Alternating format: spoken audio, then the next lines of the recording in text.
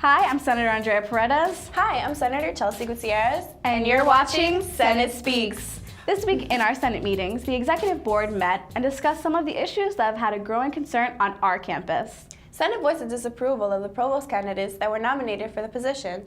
We also discussed ways of improving limited classroom availability.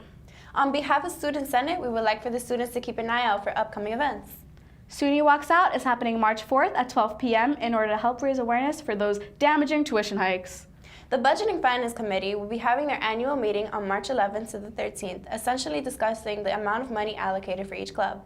The next council meeting is happening on February 28th at 7 p.m. in Sub 6263. And remember, if you have any questions or concerns, please do not hesitate to stop by the office in Sub 419 to submit your requests. Or join us in our next meeting on Wednesday at 6:30 p.m. in Sub 6263. Stay great, New Paltz, and stay tuned for next week on Senate Speaks.